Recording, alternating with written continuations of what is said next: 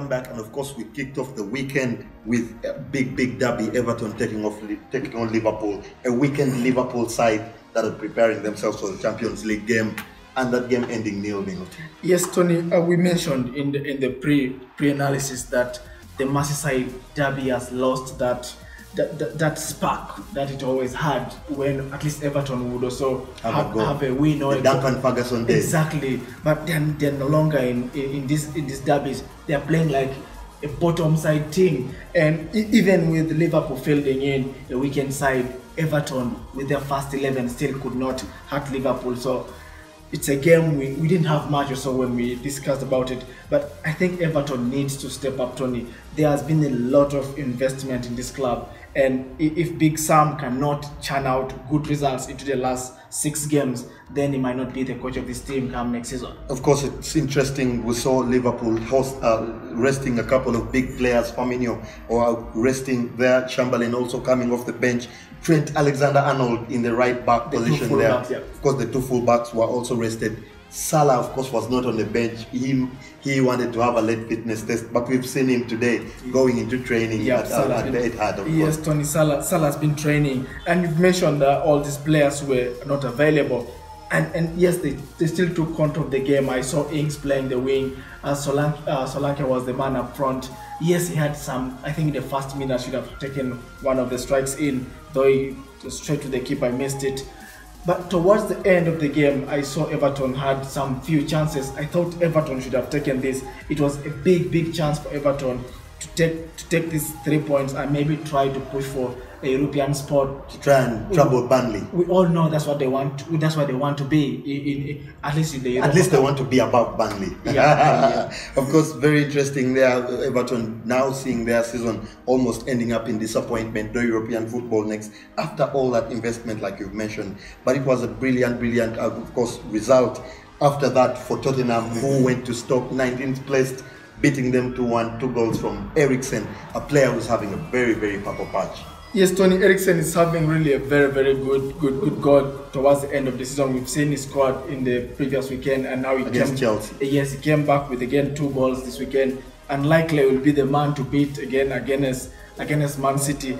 But you look at Stoke, Tony, and you're like, this could be it for Stoke. No positives. There are no positives in this team. They had a very lucky goal. I thought Lloris could not clear his lines well.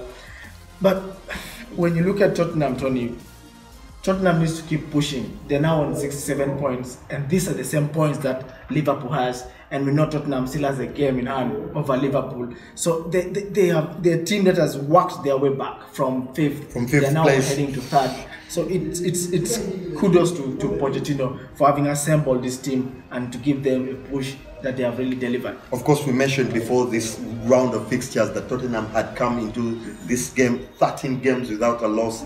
Since the year began, 10 wins there, now 11 wins. We saw the return of Harry Kane into the starting lineup. Yeah. He, of course, didn't get on the score sheet, but is firing a warning to his compatriot Mohamed Salah. He says that he wants that golden boot. Yeah. Of course, I predicted that he would have the golden boot at the beginning of the season. We can't wait to see how that plays off. But of course, they play Manchester City next. Now, look, like we said, they will be hoping to have a better performance come that game. At least better than what they did against United. Yes, Tony. I mean, Tottenham will be watching tomorrow's game with keen eye, knowing that any result there, especially if City go out, there will be a wounded animal. And it will be a classic game, Tony. I bet you this game will be one of the games we will have watched this season. Of course, it will definitely be a brilliant one. Seeing Spurs in scintillating form, they have turned their fortunes around. Credit to Pochettino. Looks like they're almost certain for Champions League football next season, like we said. But of course, we had more action on Sunday. Arsenal taking on Southampton, another relegation side, beating them 3-2. Yes, Tony, goals from Aubameyang, who I think has done really well, and then Welbeck getting 2 goals. And on the other side of Southampton, we've seen Shane Long getting a goal, and then Austin. But I would like to mention that this Arsenal team, yes, they've not given everyone what people want to see about Arsenal, but Arsenal has been able to stabilize in the last games. At least they've had performances. I'm still disappointed. The Emirates is not as full as we expect a Premier League home team to have a crowd. But Arsene Wenger, credit to him, has been able to push these boys, and I really tip Arsenal to go for the Europa League or even take it. Of course, we saw them playing a slightly weakened side, trying to get those people ready for the Europa League, which is now their only route into the Champions League, and let alone their only chance of silverware this season. So it's a cup that they must focus on. But of course, kudos to them for picking up these 3 points. Now they find themselves only 3 points behind a Chelsea team that is almost looking in dire state right now. They have 11 points from 13 games since they have started. Yes, Tony, 11 points. That is too poor. It's less than a point per game. Exactly, it's a abysmal performance from the champions. They are still champions. We thought over the weekend they were champions, but this Chelsea team are still the champions. And I mentioned this. I said you cannot motivate the coach now to motivate these players. No, the players themselves have to stand up. And I cannot blame Conte, because he must be knowing his fate now that he is out of this team. He won't be available next season. But these players still have to play for spots in the World Cup. Aspilicueta needs to be in the Spain team, even Alonso. Morata, we don't know about his Spanish credentials. But Hazard will go, we know that, no doubt. But they lost host of players in this team. That Willian, Pedro, all these guys, Fabregas, all these players will definitely be hoping to be on the World Cup, playing to Russia. It was a poor performance yet again from Chelsea. I had thought so in the build-up to the game that Chelsea is not looking like a big team. West Ham have had some good fortunes, and Chicharito coming off the bench and scoring for the 4th time as a substitute against Chelsea. You know, he's a nemesis for Chelsea, this guy, especially when Chelsea had even Peter Cech.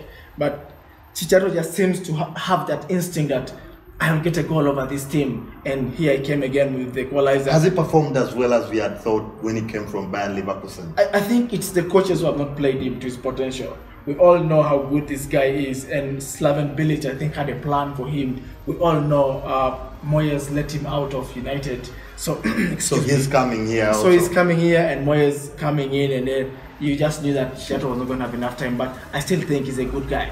Of course, it was very interesting there. Chelsea, 2 more drop points for the champions, current champions in the league. Very interesting results there. And of course, we brought you all the other results on our Facebook page, plus the predictions. Team had a couple of perfect scores there. I had one. You got the Chelsea perfect score 1-1. I didn't expect that. Chelsea 1-1 there. But of course, we had other big news over the weekend. We had Bayern Munich being crowned Bundesliga title winners for the 6th time in a row. No news for anyone in world football. This doesn't surprise anyone. No, that's not news. The Dortmund that gives them a time has fallen off the pecking order. Leipzig had a scare just last season. So it's always going to be Bayern until maybe money is injected in other clubs. Then they'll have competition in Germany. And of course, elsewhere we saw Real Madrid taking on Atletico Madrid and hoping to close that gap to maybe 1 point. That only 4 points that separate them there, and drawing that game 1-1. A very brilliantly taken goal from Cristiano Ronaldo, but Antoine Griezmann coming and almost cancelling that out with a late goal. Yes, Tony, cancelling it out 1-1, and that means Madrid might have to settle for third spot here, because 4 points, Tony, with Atletico Madrid, the team that won't lose to these other teams. It's just Barcelona, Madrid, those are the Valencias, those are the teams they drop points to, and Madrid now not having a chance to cover the gap there. I think they'll concentrate on Champions League. We all know that they play for Champions League, and once in a while maybe other trophies around them, but they really wanted the Spanish League, which they're off the pecking. But Champions League, Madrid will go for it. Of course, they'll be looking for that Champions League. We saw Cristiano Ronaldo getting taken off in the 60th minute. That means that they were, of course, making sure they're ready for the return leg against Juventus, which happens this week. But of course, we'll be having a lot of big action. The Champions League will return. Lots of those fixtures look like they've been wrapped up. Barcelona have traveled to Italy to face Roma. They beat them 4-1 in the first leg. Yes, Tony, I think just like you've said, the fixtures all look wrapped up. Barcelona will not see them dropping points. Bayern going home against Sevilla should be able to see that one off. Madrid taking home a 3-0 lead, they should be also able to see that off. But I still think Liverpool Man City is not a closed affair, and it's one that all people will be glued into. If Liverpool get a goal, Tony, then maybe it will be wrapped up. But it's a game I think Pep will give it a go. I don't think it will take the day. It will definitely be very interesting. We know how Man City can attack. We know how good they can be on their day. They've not had any such days in the past 2 fixtures that they've played, the first against Liverpool and then on the weekend against Manchester United. But we'll definitely be looking out for a big, interesting British affair for this one. We definitely can't keep our eyes off that tomorrow night. And of course, we shall be bringing you those predictions and more on our Facebook page, the Tonny and Tim Show. Don't forget to like and share our videos with your friends at home. We'd like to thank all of you that have been following us 6 months in, Tim. And we would like to thank all of you for your support thus far. And with that, we have nothing left to say. Goodbye for now. Goodbye.